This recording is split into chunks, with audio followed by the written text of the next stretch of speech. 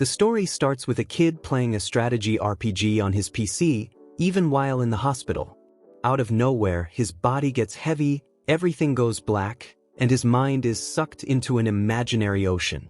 Until, suddenly, he wakes up in a forest, sitting all cool on a stone throne. And to complete the Isekai combo, a woman approaches, speaking to him as if she'd been waiting for the handsome guy to wake up. When she steps out of the shadows, it hits the kid right away. It was none other than Atu Amacinta, an elf who called him king. The game he was playing in the hospital was a dark fantasy strategy simulator called Eternal Nations, and the character he loved most, the one standing right in front of him now, was this very elf. Now, he couldn't help but wonder, should he act like the king she claimed he was? It was clear she saw him as the leader of Minogra. Sensing his confusion, the girl smiles and says, "It's all right, Takudo." After all, he beat Nightmare difficulty using what was considered the hardest civilization in the game, the ruined civilization, Minogra. Because of that, Era Takudo became the legendary player at the very top of the global leaderboard. Atu, for her part, remembered every moment they played together, how they had conquered the world side by side time and again, so there was no need for him to worry, she knew exactly who he was. Thinking back, Takudo realized Atu matched his own playstyle, maybe because he'd always wanted to be as strong as she was. Tears welled up in his eyes as he admitted how happy he was to finally speak to his favorite character. She said she felt the same.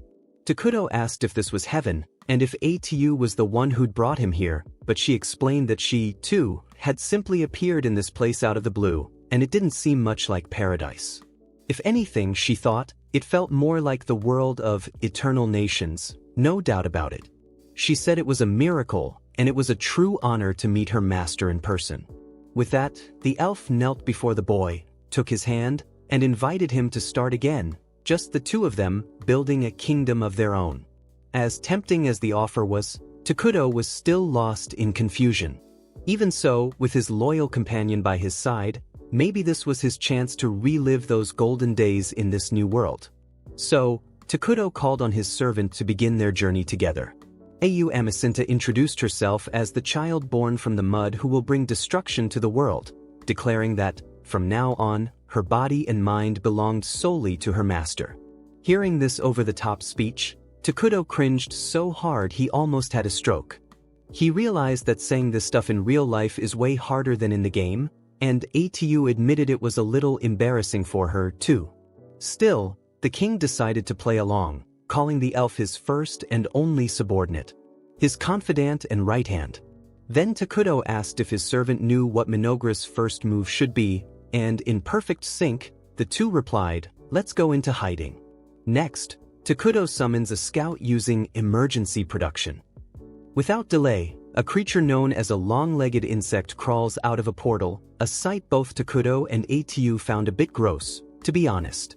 Still, Takudo reminded himself that Minogra was a civilization of moderation that wielded evil and ruin, so they'd need to keep that in mind. For Atu, that meant they had to do everything possible to avoid revealing their true identities. First order from the king, he sent the insect to scout the area without being seen.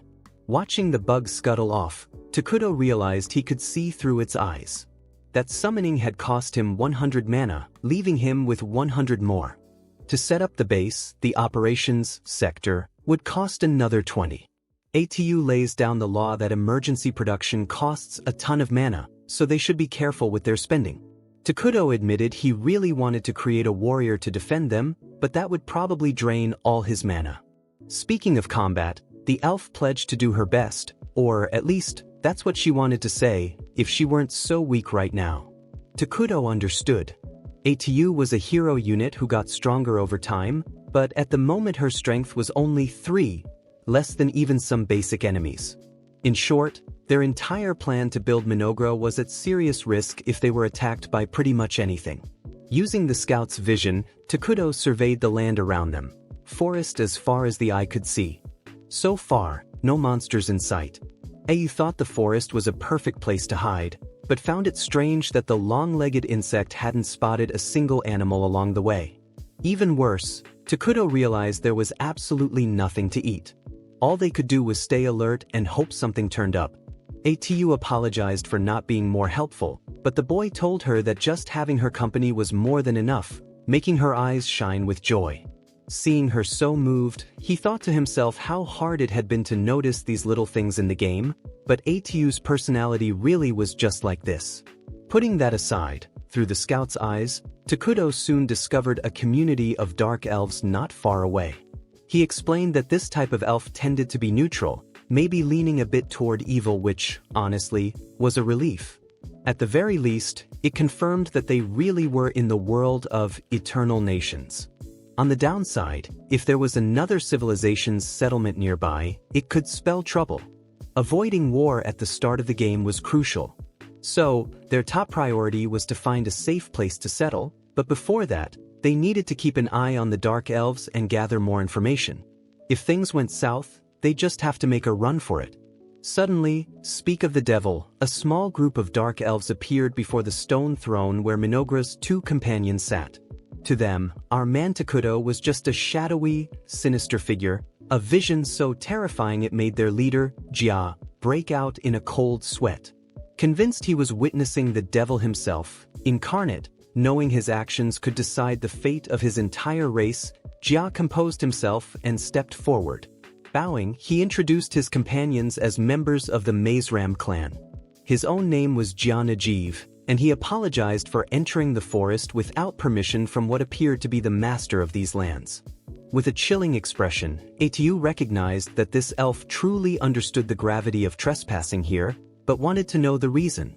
Jia explained that their clan lived in Iragia, but they were persecuted and forced to flee into the forest. He tried to tell their whole story, but Atu pressed him to keep it brief, making Jia more and more anxious not to make a mistake that would put his people at risk.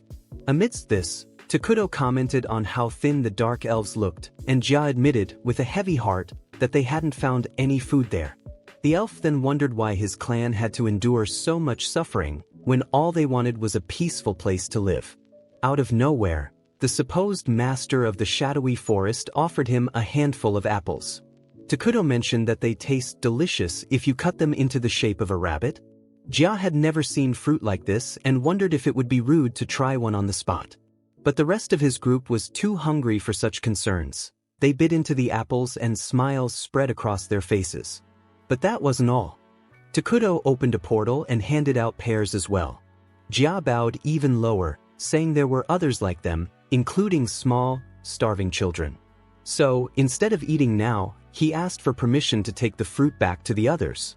Takuto listened, felt sorry for them, and handed over even more food, this time with bread and vegetables too. Witnessing what seemed like a miracle, Jia Najeev reflected on how the Dark Elves had always been despised. Marked by scorn, Jia's people were forced to live in the shadows, and no one had ever reached out to help them. Overwhelmed by such power and mercy, Najeev finally dared to ask, who was this individual sitting on the throne? Meanwhile, back at the Dark Elf settlement, those who hadn't traveled were doing their best to bear the hunger. Then, suddenly, the foraging party returned, their leader grinning from ear to ear with the best news possible. The famine was finally over. With all that food, joy swept through the whole village. Later, while the community slept, Najeev sat by a campfire. The old elder Molter came over to compliment the chief on his work. Molter said he'd lived a long life, but never had he seen such strange and delicious fruit. Najeev agreed. And that was exactly why the old man wanted to know what had led the clan to such circumstances. Ready to share the truth, Jia said he'd met a legendary being deep in the forest. According to legend, a being was sealed away in the cursed lands. Molter was stunned, wondering if the expedition had encountered the ruined king, a figure found in old books and stories. When the world reached its limit, the ruined king would appear, bringing devastation to all. As much as no one could say for sure, it was also impossible to say the legend was just a lie. Jia, for his part, never caught the being's name, but had to admit that the frightening appearance fit the title of Ruined King all too well. The entity was simply beyond comprehension, but at least he had a servant who could clarify his words. Whatever the case, even without certainty, Molter senses that this is nothing good. Now that his stomach and a bit of his mana are replenished, The elder can feel it clearly.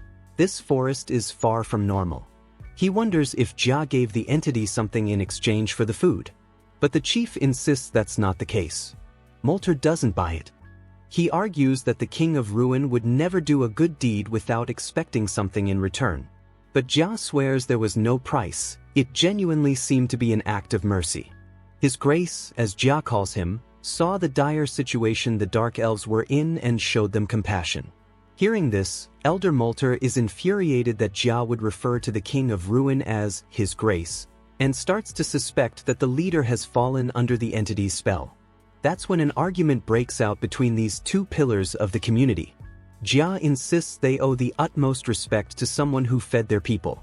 In fact, he turns the question back on the elder, asking what he would have done. But even Molter can't answer, so he apologizes. From now on, he declares, as the head of the Maze Ram Dark Elves, he'll personally handle matters with the King of Ruin. After all, Molter has lived for 2 centuries, he's sure he can figure something out. Meanwhile, back with Minogra's founders, Atu scolds her master for blowing through a bunch of mana to feed the Dark Elves, reminding him that they need to start building their own nation. Takuto, a little sheepish, admits that he needs his companion now more than ever. Hearing this, Atu drops her tough act and slips into a weirdly love-struck, submissive mode, as if a single kind word from her master is enough to make her melt completely. Takuto, meanwhile, laments that he just couldn't manage to communicate properly with the Dark Elves. No matter how hard he tried, the words just wouldn't come out. Atu confesses she thought he was just trying to act like a mysterious mastermind who hates long speeches and lets his subordinates handle the details. But the truth is, my friends, the kid is just terrible at communication. He never was in his previous life, and it's not like he was suddenly going to become a master of rhetoric and charisma overnight. In other words, he wasn't quiet to look cool, he was quiet because he's shy as hell. And it's with this hilarious revelation that today's episode ends. So, what did you think of this protag who's a strategy genius but a total zero at socializing? Let me know in the comments. Smash the like button to support the channel, and subscribe so you don't miss the construction of this evil empire. Thanks, and see you next time.